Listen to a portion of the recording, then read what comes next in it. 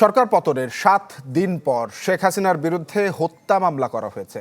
রাজধানীর মোহাম্মদপুরে পুলিশের গুলিতে দোকানির মৃত্যুর ঘটনাতে এই মামলা করা হয়, যাতে আওয়ামী লীগ নেতা, ঊর্ধ্বতন পুলিশ কর্মকর্তা সহ আরও ৬ জনকে আসামি করা হয়েছে।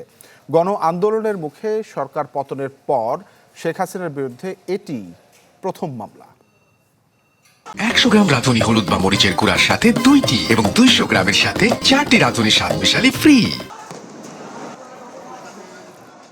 কোটা আন্দোলন ঘিরে সারা দেশে মারা যায় ৫০০-র বেশি মানুষ। ১৯ জুলাই রাজধানীর বছিলায় গুলিতে মৃত্যু হয় এক দোকানির। মঙ্গলবার ঢাকার সিএমএম আদালতে নিহতের এক শুভাকাঙ্ক্ষী বাদী হয়ে মামলার আবেদন করেন, যেখানে প্রধান আসামি করা হয় সাবেক প্রধানমন্ত্রী শেখ হাসিনাকে। অন্য আসামিরা হলেন আওয়ামী লীগের সাধারণ সম্পাদক ওবায়দুল কাদের, সাবেক স্বরাষ্ট্রমন্ত্রী আসাদুজ্জামান খান কামাল, সাবেক আইজিপি চৌধুরী আবদুল্লাহ আল মামুন, ডিএমপির সাবেক কমিশনার হাবিবুর রহমান, হারুনুর রশিদ ও বিপ্লব কুমার সরকার।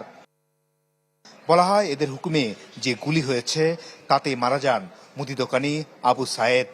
শেখ হাসিনা, ওবায়দুল কাদের, তারপরে ডিএমপি কমিশনার, পুলিশের সাবেক আইজিপি, পুলিশের সাবেক ডিসি এবং ডিসি উত্তর, ডিসি দক্ষিণ, ডিসিডিবি এদের বিপক্ষে হত্যা মামলা দায়ের করেছি।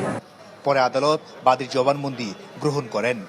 মামলা দাখিল করার পরে বাদীর জবানবন্দি গ্রহণ করেছেন এবং বক্তব্য শ্রবণ করার পরে বিজ্ঞ আদালত বলছে যে আদেশ পরে হবে, পর্যালোচনায় আদেশ হবে। আমরা অপেক্ষায় আছি। এ ধরনের মামলায় সাধারণত তদন্তের নির্দেশ আসে আদালত থেকে, তবে খারিজের এখতিয়ারও আছে আদালতের। মাসুদুর রহমান, চ্যানেল 24, ঢাকা।